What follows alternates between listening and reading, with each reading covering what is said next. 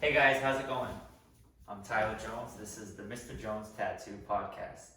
Today I have a good friend of mine here, Steve James Lombardo. Steve's been a client of mine for, 10 years? Yeah, no, maybe even longer. Probably over 10. Yeah. So he's been a great friend of mine, as well as a client. He's an inspiring guy. He's motivating. He's an entrepreneur.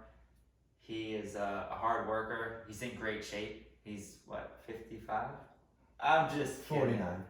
No, he's a guy that takes care of himself. He works really hard, and to be honest, you've actually inspired me. The last trip we just took to California for our other friend's wedding, got to see him with no shirt on, and I think he looked better than me. So I gotta hit the gym more. But I think he was exaggerating. maybe not. So I got Steve on today to give you guys some tattoo education. He has been tattooed for decades now. He has work from old school artists. He has work from myself, somebody that's a little more modern. And he has been in shops where you walk in off the street, you pick something off the wall. He's probably seen the business evolve from that to walking in a shop and getting something more custom. And now going through the process of what I do, which is coming in, having a consultation, maybe a week or so before you even get tattooed, just to discuss the artwork. So he's been through it all, and I think hearing some of his stories about tattoos that he's collected will help bring some value and education to you before you go out and get a banger and walk in a shop and pick something off Pinterest. Because I feel like back in the day, people used to go in a shop and they would pick something off a wall, and everybody else had it. Now people go on Pinterest and they pick a tattoo off Pinterest thinking it's original, and in reality it's almost similar to picking off the wall. And I'm guilty of it. I do tattoos where somebody wants a lion, and I'm not going out and photographing a lion. I'm going on Google and I'm picking the best possible lion I can find to tattoo, and it's probably already been tattooed to death. So you can do things to make it more unique and custom to you, but if you're going for that style, sometimes that's something you're gonna run into. So how about this? Let's flip the table. Why don't you tell the audience a little bit about me, and from when you met me, you can be honest. You can be like, when I met him, he wasn't confident, he was scared, or when I met you, you were in a cubicle in a tattoo studio. Yep. And you were more or less taking overflow from other artists, which you were. And at that time, you were a good drawer, good tattoo artist. I think it was like 12 years ago, actually. Yeah, so I'm 35. You were in your early 20s. Yeah, I was probably 22. Maybe 22. Yeah. And then that's when you had the opportunity to go under Jeff Bergway. Yes. Out in Oregon, and you came back a totally different person. Yes. Not person, but an art. You came back. You left as a tattooer. You came back as an artist. I agree. I could sketch and I could draw, and the guy that I worked with, John Burnham, helped me a ton. But then when I went to Oregon, I went to art school. I learned how to really put everything together artistically. Right. You just came back at a different level. Yes, I appreciate that. So No cool. All right, so we're going to talk about the industry of the tattoo, the evolution of the industry. And the first thing we'll bring up is, we kind of just touched on the artwork itself. Well, it's too bad because you've been my artist for, say, 12, 13 years now. Yeah. And you saw what I came in with. And honestly, and no offense, they were almost like jailhouse tattoos because I was picking off of walls. And I covered up everything that I've ever had in the past 13 years, have I not? Or lasered. Legit. Or lasered, right. Yeah. So, yeah, I mean, it's changed so much. How old were you when you got your first tattoo? 18, and it's covered up. So if you had no tattoos right now, let's say you had an eraser and you wiped them You all wouldn't off. recognize me. Probably not. But if you were to start from scratch, Right. would you pick a subject matter like Japanese art and like have one cohesive Japanese Absolutely. sleeve? You would? Absolutely. I would go with a piece of art, not a Black Panther on my bicep and I don't know, Yosemite Sam on my forearm. Yeah. Those were big tattoos when I was 18, 20, 20. Or the American flag with the eagle on my shoulder. Yeah. Like that's what tattooing was. Like you could legit walk into a studio, pay $100 at wherever, and walk out the same day with a. Now, as far as style, like I Tattoo. threw Japanese out just because it's a style that does Right. involve the arm. But like some of the pictures that we were just looking at before we turned on the camera, Right. like this definitely isn't Japanese. No, but it's art. It is. But would you pick a style like some people actually hashtag this as Chicano, I don't know what Chicano is. like West Coast, like a lot of like Joker. Yeah, I David could see. I Dead. could see that. Like yeah, I even saw a post recently. It was I could see a that. repost of David Beckham Yeah, and somebody who's a Chicano artist who's really good and like respected. yeah. He put up a post and he put up a picture of David Beckham and he wrote my favorite Chicana like collector. And I never would have looked at David Beckham and thought Chicana, but it Really? kind of is. Yeah, He's got religious stuff. It's black and gray. It's like kind of scattered Right. but put together in a way where it flows. right.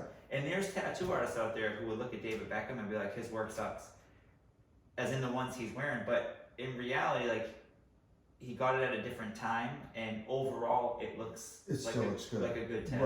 Right.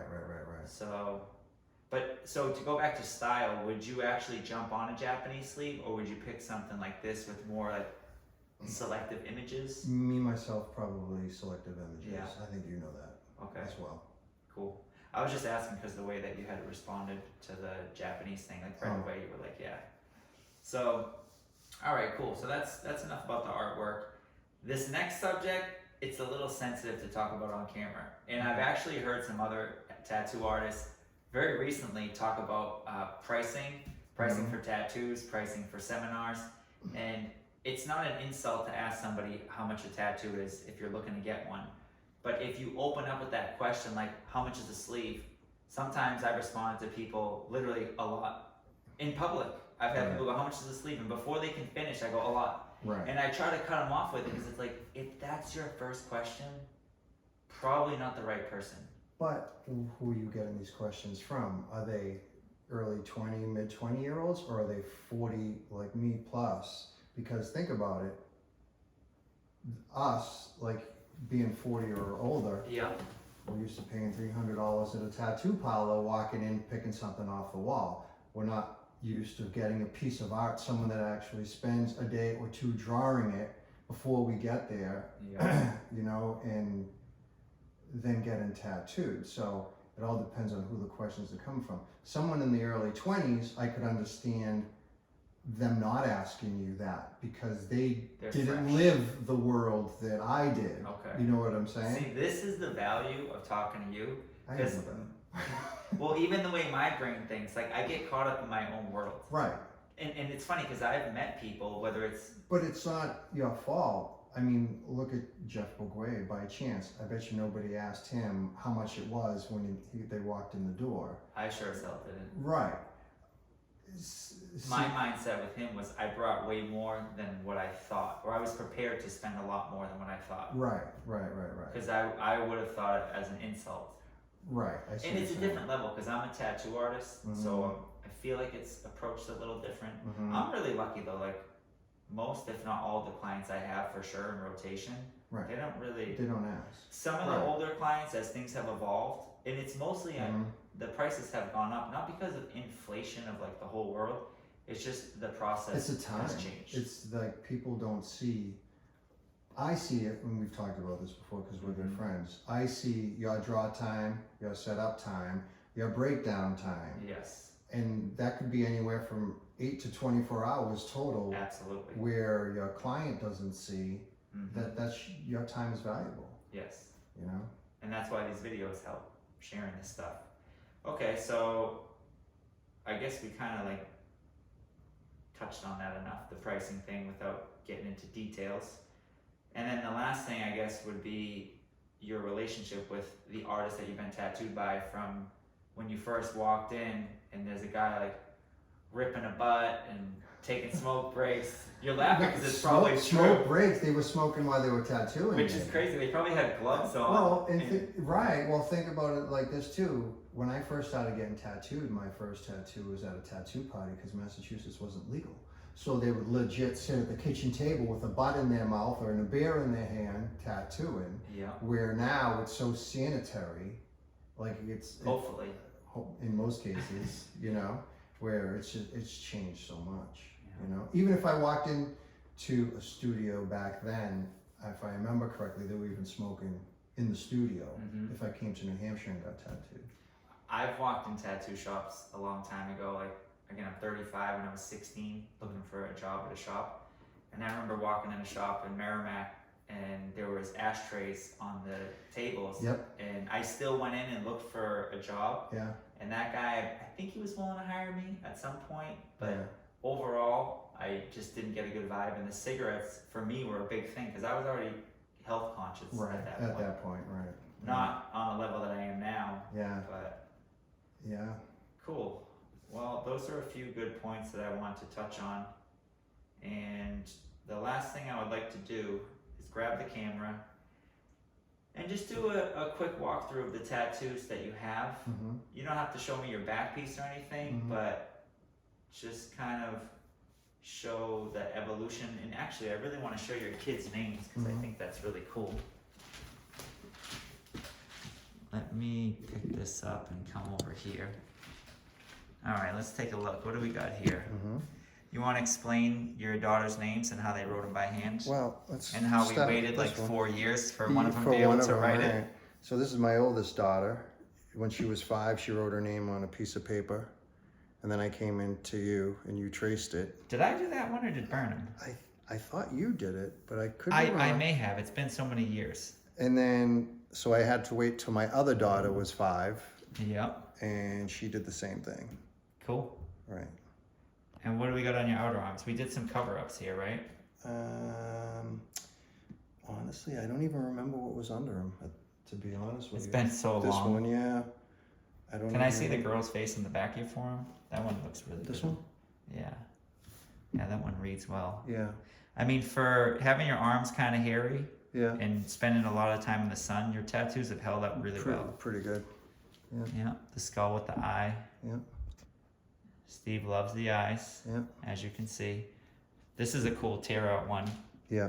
This tattoo here on the inside, I did that, correct? Yep, you did that one. That tear out is kind of like it was one that went so popular online and everybody referred to it, copied it, whatever you want to call, but that was a really cool image.